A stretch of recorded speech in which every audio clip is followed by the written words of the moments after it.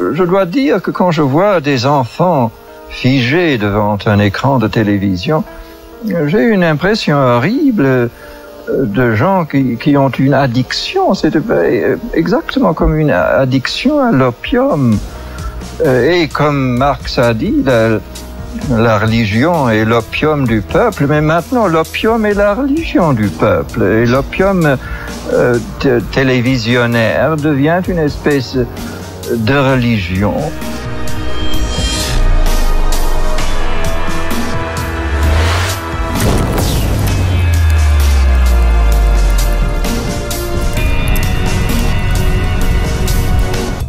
Les Américains, avant 1913, ils avaient une banque centrale, mais qui était encore sous contrôle des citoyens, plus ou moins. La même année, les banquiers privés, 5 banquiers, ont réussi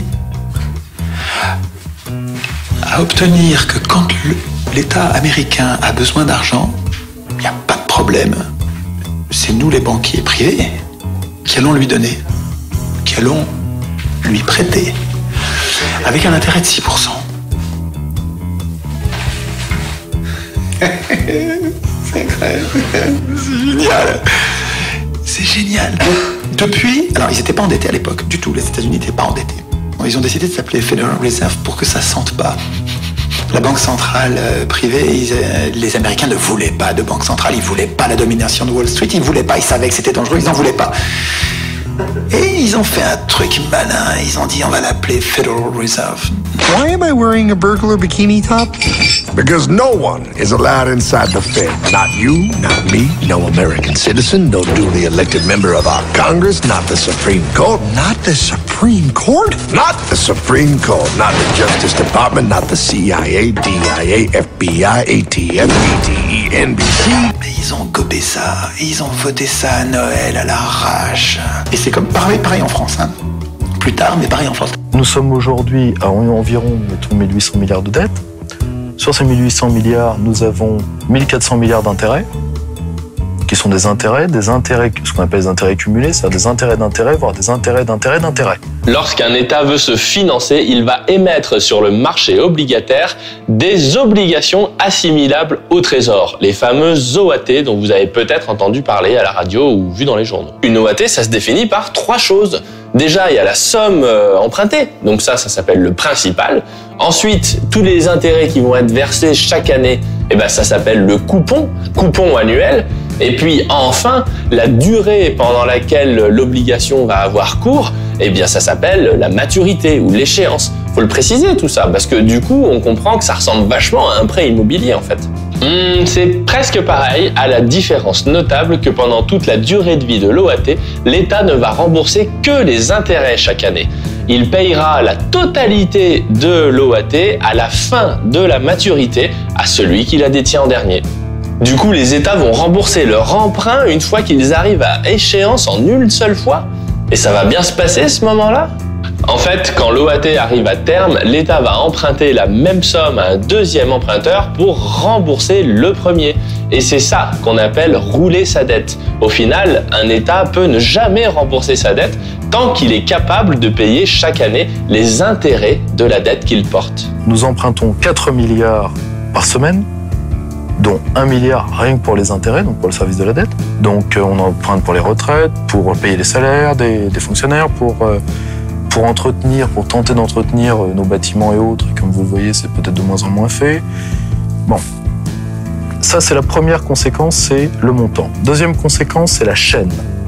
C'est-à-dire que aujourd'hui la dette de la France est à peu près, pour donner des ordres de grandeur, hein, les chiffres très précis sont très difficiles à avoir. On peut estimer que les banques ont 36% de la dette française et les fonds d'assurance 48. 46 à 48 sont les estimations. Et derrière ça, on ne sait pas qui il y a. Les confessions d'un assassin financier. Et si vous lisez ça, vous pouvez arrêter votre abonnement au soir à Libé et éventuellement à la télé. John Perkins, il s'appelle lui-même « J'étais un assassin financier ». Et donc, il a travaillé pour une firme qui officiellement vendait des programmes d'ingénierie et de construction un peu partout dans le monde, dans le tiers-monde.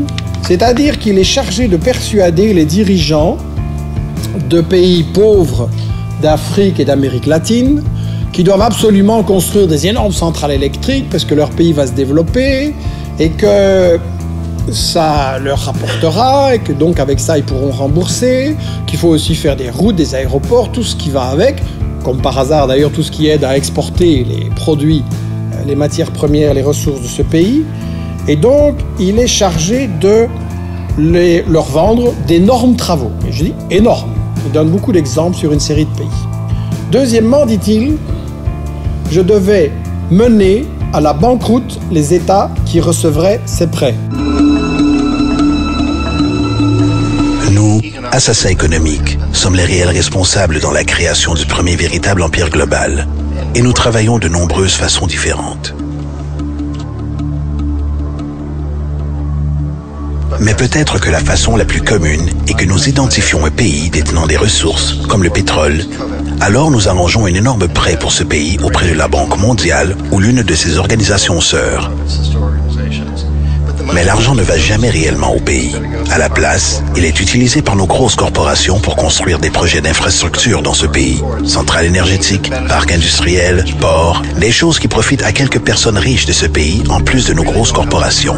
Mais certainement pas à la majorité des gens du tout. Dans tous les cas, les gens, dans l'ensemble du pays, conservent une dette énorme. C'est tellement une grosse dette qu'ils ne peuvent payer. Et cela fait partie du plan. Donc, à un moment, nous, assassins économiques, revenons près d'eux et disons, écoutez, vous nous devez énormément d'argent. Vous ne pouvez pas payer votre dette. Alors vendez-nous votre pétrole à bon marché pour nos compagnies pétrolières. Permettez-nous de construire une base militaire dans votre pays. Ou envoyer des troupes pour supporter les nôtres à un endroit du monde comme l'Irak. Ou votez avec nous dans le prochain vote aux Nations Unies pour que leurs compagnies d'électricité deviennent privatisées ou leur eau et système de canalisation soient privatisés et vendus aux sociétés états-uniennes ou autres sociétés multinationales. Donc, il y a une multitude de choses et manières typiques dont le FMI et la Banque mondiale travaillent. Ils mettent un pays en dette et cette dette est si grosse qu'elle ne peut être remboursée.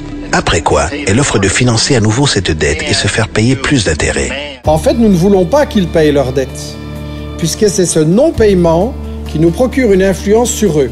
Ça, c'est la troisième conséquence. La dernière, c'est que la dette est vivante, qu'elle sert de prétexte pour des réformes libérales violentes, et que ces gens, comme le dit très bien Jean-Pierre Raffarin à un moment dans mon ouvrage, ces gens qui investissent sur la France sont en droit d'avoir un retour sur investissement. Auparavant, on ne s'endettait point. C'est un résultat, c'est un choix du système. Et ce choix du système, en cumulatif, nous met maintenant devant une crise épouvantable.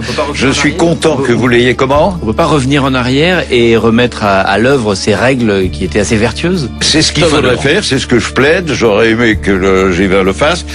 C'est pour le moment culturellement impossible. La façon de penser de l'essentiel des élites politiques américaines, japonaises, britanniques, voilà pour les 3 pays qui tiennent la décision. Allemandes assez largement aussi. La façon de penser est celle-là. Elle continue à penser que les marchés sont auto-équilibrants, alors que la crise vient de démontrer que c'est fait, c'est faux, que tout équilibre de marché est optimal. Et donc, une économie est stable quand elle est complètement marchande et que et que le taux d'intérêt suffit à équilibrer. Et c'est tout ça qui s'est révélé faux. Mais ce mode de pensée n'a pas été évacué. La plupart des gens qui ont une autorité mandarine allemand reconnue, sorbonniquement inconnue, reconnue si j'ose dire en économie, continuent à penser comme ça. Tout se passe comme si, premier temps, je commence par endetter l'État à mon endroit. Moi, banquier, je commence par faire que l'État me doive de l'argent. Et ensuite, pour que l'État ait de l'argent, je fabrique un nouvel impôt qui va servir à financer cet argent-là.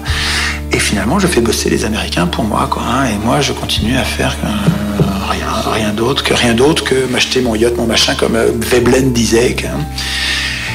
Mais attends, mais c'est que ça marche vachement bien. Et finalement, l'impôt sur le revenu, il prend tout le service de la dette aux États-Unis. C'est-à-dire que toute la masse monétaire des États-Unis, qui est de la dette, évidemment. Il faudra qu'on prenne le temps d'expliquer ça. La monnaie, c'est de la dette.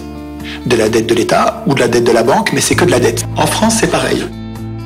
Tout ce que vous payez en impôt sur le revenu, 100% de ce que vous payez, ne sert pas à faire marcher les hôpitaux, les écoles, les services publics. Pas du tout, du tout. Ça part tout dans le service de la dette, c'est-à-dire que ça part dans les poches des riches qui ont prêté à l'État parce que l'État a renoncé à créer lui-même la monnaie dont il a besoin.